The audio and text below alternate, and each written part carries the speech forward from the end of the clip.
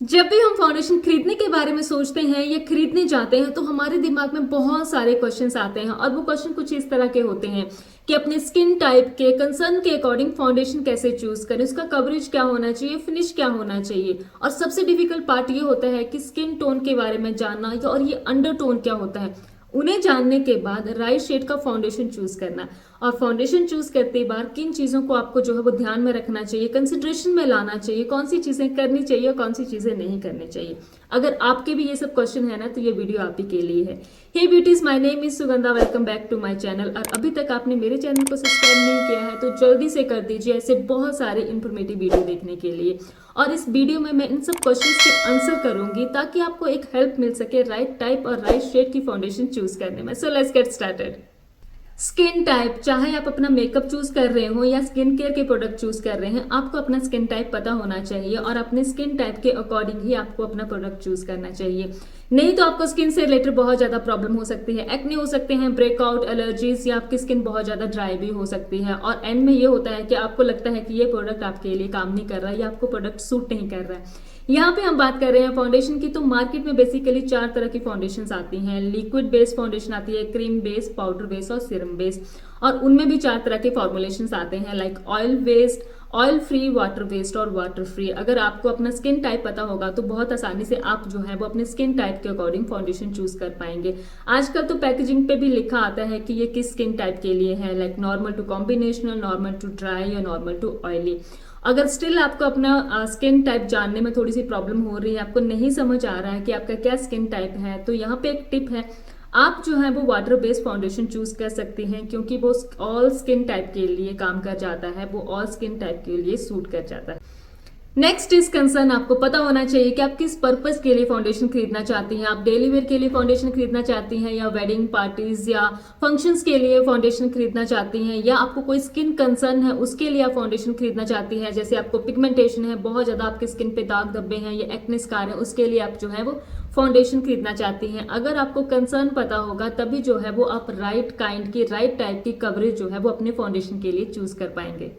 Coverage, अगर आपको concern पता होगा ना तभी आप राइट टाइप की कवरेज जो है वो अपने फाउंडेशन के लिए चूज कर पाएंगे, अपनी स्किन के लिए चूज कर पाएंगी। जैसे कि अगर आप डेली वेयर के लिए फाउंडेशन खरीदना चाहती हैं तो उसकी जो कवरेज है वो लाइट टू मीडियम होनी चाहिए। और अगर आप चाहती हैं कि आप फाउंडेशन वेडिंग पार्टीज या फंक्शंस में यूज करना चाहती हैं, या आपके स्किन पे बहुत ज्यादा दाग धब्बे हैं, पिगमेंटेशन है बहुत ज्यादा, आप उसको हाइड करना चाहती हैं, आपका वो कंसर्न है आप फाउंडेशन खरीदने का, तो उसकी कवरेज जो है वो मीडियम टू फुल कवरेज की फाउंडेशन जो है वो आपके लिए काम करेगी। तो इस तरह जो है वो आप कवरेज अपने कंसर्न से रिलेटेड डिसाइड कर सकती हैं। कवरेज जानने के बाद हम बात कर लेते हैं फिनिश की। क्या आपको डूई, ग्लोइंग, चमकदार मेकअप पसंद है या आपको matte, oil free, flawless makeup पसंद है।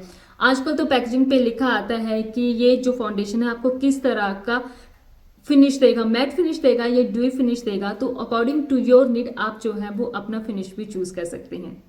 जब आपको ये चारों चीजें पता होती हैं कि आपको किस तरह की फाउंडेशन चाहिए तो फाउंडेशन चूज करना थोड़ा इजी हो जाता है according to your need. But असली स्ट्रगल तब स्टार्ट होता है जब आपको चूज करना पड़ता है अपनी फाउंडेशन का शेड और कलर जो आपकी स्किन के साथ परफेक्टली मैच करता हो। अगर आप चाहती हैं कि आपकी फाउंडेशन का कलर जो है वो शेड जो है आपकी स्किन के साथ परफेक्टली मैच करे, उसके लिए आपको जानना होता है स्किन टोन और अंडरटोन। तो स्किन टोन क्या होता है, अगर मैं नॉर्मल लैंग्वेज में बात करूं तो स्किन टोन वो होता है जो हमारा कॉम्प्लेक्शन होता है, यानी कि हम फेयर कॉम्प्लेक्शन के हैं, ब्राउन के हैं, डीप के हैं, जो भी आपका कॉम्प्लेक्शन होता है उसे हम स्किन टोन बोलते हैं। तो अब हम बात कर लेते हैं अंडरटोन की। अंडरटोन वो चीज होती है जो हमारी नसें डिसाइड करती है, यानी कि हमारी जो ये वेन्स हैं वो डिसाइड करेंगे कि हमारा जो अंडरटोन है वो क्या है। बेसिकली 3 तरह के अंडरटोन आते हैं, वार्म अंडरटोन, कूल अंडरटोन और न्यूट्रल अंडरटोन। और अपना अंडरटोन जानने के लिए मैं आपको इजी 3 सिंपल टेस्ट बताऊंगी, उनको करने के बाद आप आसानी से जो है वो अपना अंडरटोन जान सकते हैं। टेस्ट 1, आपको जो है वो एक व्हाइट कलर की टी शर्ट पहन लेनी है। अगर आपके पास टी शर्ट नहीं है तो आप यहाँ पे कपड़ा भी रख सकते हैं, अगर कपड़ा भी नहीं है तो यहाँ पे आप व्हाइट पेपर रख सकते हैं। और व्हाइट पेपर, कपड़ा या टी शर्ट रखने के बाद, पहनने के बाद आपको देखना है कि आपकी स्किन का टोन कैसा दिख रहा है। अभी अगर आपको दिख रहा है कि आपकी स्किन जो है वो पिंकिश सा ग्लो कर रही है या आपको पिंकिश टिंट दिख रहा है अपनी स्किन पे, तो दैट मीन्स आपका जो अंडरटोन है वो कूल अंडरटोन है। अगर आपकी स्किन जो है वो येलोइश या ऑलिव साइड पे दिख रही है, दैट मीन्स आपका जो है वो वार्म अंडरटोन है। अगर आपको कंफ्यूजन हो रहा है, आपको नहीं समझ आ रहा है कि ये पिंकिश दिख रही है या येलोइश, कभी वो पिंकिश है कभी वो येलोइश, उसका मिक्सचर्स आपको दिख रहा है, दैट मीन्स वो जो है वो न्यूट्रल अंडरटोन है। टेस्ट नंबर 2, आपको करना क्या है टेस्ट नंबर 2 में? आपको सनलाइट में जाना है, धूप में जाना है कुछ टाइम के लिए और उसमें देखना है कि आपकी स्किन कैसे बिहेव कर रही है। अगर आपकी स्किन जो है पिंकिश हो रही है, आपकी स्किन पे स्किन बर्न हो रहा है, दैट मीन्स आप जो है वो कूल अंडरटोन के हैं। अगर आपकी स्किन गोल्डन ब्राउन हो रही है या आपको लगता है कि धूप में जाने के बाद आप बहुत ज्यादा टैन हो जाते हैं, दैट मीन्स आप जो है वो वार्म अंडरटोन के हैं। और धूप में जाने के बाद आपकी स्किन बर्न भी होता है, टैन भी होता है, आपको समझ नहीं आता आपकी स्किन पिंकिश हो रही है या गोल्डन हो रही है, दैट मीन्स आप जो है वो न्यूट्रल अंडरटोन के हैं। टेस्ट नंबर 3 में हम जो है वो अपनी वेन्स को चेक करेंगे, यानी कि अपनी नसों को चेक करेंगे। जो हमारी वेन्स होती हैं वो डिसाइड करती हैं कि हम कौन से अंडरटोन के हैं। अगर आपकी वेन्स जो हैं वो ब्लू और पर्पल कलर की हैं, दैट मीन्स आप जो हैं वो कूल अंडरटोन के हैं। अगर वही वेन्स आपकी जो हैं वो ग्रीन और ऑलिव की साइड हैं, तो आप जो हैं वो वार्म अंडरटोन के हैं। और अगर आपकी वेन्स जो हैं वो ग्रीन और पर्पलिश हैं, तो दैट मीन्स आप जो हैं वो न्यूट्रल अंडरटोन के हैं। अब अपना अंडरटोन जानने के बाद आप जो है बहुत आसानी से अपनी फाउंडेशन का शेड और कलर चूज कर सकती हैं। और बहुत सारे ब्रांड जो हैं वो इस तरह के टर्म्स यूज करते हैं वार्म, कूल और न्यूट्रल अंडरटोन के लिए, ताकि आपको आसानी हो अपनी फाउंडेशन चूज करने में। जैसे वार्म अंडरटोन के लिए मोस्टली यूज किया जाता है हनी, गोल्डन, टैन, ये सब वार्म अंडरटोन के लिए यूज की जाता है। कूल के लिए वो यूज कर सकते हैं रोज, पेटल, वेनिला। और न्यूट्रल के लिए आइवरी, वफ और न्यूड जैसे टर्म यूज किए जाते हैं। जब भी आप अपनी फाउंडेशन का कलर और शेड चूज करें, तो आपको जो है वो ऑप्शंस के साथ स्टार्ट करना चाहिए। आई मीन कि आपको एटलीस्ट 3 ऐसी फाउंडेशन चूज करनी है जो आपके स्किन कलर के साथ क्लोजली मैच करती हो, और आपको उनको ट्राई भी करना है। और ट्राई करते टाइम पे आपको जो है ना तो यहाँ पे ट्राई करना है, ना तो यहाँ पे ट्राई करना है, ना चिक्स पे ट्राई करना है, ना फोरहेड पे ट्राई करना है। आपको जो है वो अपनी जॉ लाइन और नेक पे ही अपनी फाउंडेशन का कलर ट्राई करना है, क्योंकि फाउंडेशन लगाते टाइम आपके फेस का कलर और बॉडी का कलर आपकी फाउंडेशन से मैच होना चाहिए, तभी वो आप पे अच्छा दिखेगा। फाउंडेशन ट्राई करते टाइम आपकी स्किन पे ऐसा कोई भी प्रोडक्ट नहीं होना चाहिए जो आपकी स्किन को लाइटर दिखाता हो या डार्कर साइड पे दिखाता हो। आपको हमेशा ही फाउंडेशन अपनी बेयर स्किन पे ही ट्राई करनी चाहिए। फाउंडेशन लगाने के बाद आपको जो है फाउंडेशन को 10 से 15 मिनट तक अपनी स्किन पे ही लगे रहना देना चाहिए, क्योंकि कुछ फाउंडेशन जो होती है कुछ टाइम के बाद थोड़ी सी ऑक्सीडाइज हो जाती है, यानी कि थोड़ी डार्कर साइड पे आ जाती है, उनका कलर थोड़ा सा डार्क हो जाता है। तो उसको चेक करने के लिए एटलीस्ट आपको 10 से 15 मिनट तक उस फाउंडेशन को अपने चेहरे पे लगा रहने देना चाहिए। तब तक आप स्टोर में और मेकअप के प्रोडक्ट देख सकती हैं। और हम लेडीज के लिए 10 से 15 मिनट तक मेकअप के स्टोर में स्पेंड करना कोई बड़ी बात नहीं है। 10 से 15 मिनट के बाद जो है आप अपनी फाउंडेशन को चेक कर सकती हैं कि कौन सी फाउंडेशन जो है वो आपके स्किन के साथ क्लोजली मैच कर रही है।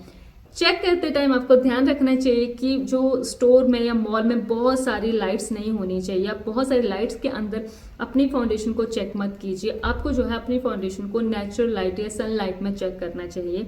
अगर आप सनलाइट में नहीं जा सकते हैं तो अवॉइड कीजिएगा येलो लाइट, क्योंकि येलो लाइट जो है बहुत ज़्यादा आपकी स्किन को लाइट या डार्कर दिखा सकती है। तो आपको येलो लाइट को अवॉइड करना है। आप व्हाइट लाइट का यूज़ कर सकती हैं अपनी फाउंडेशन को चेक करने के लिए।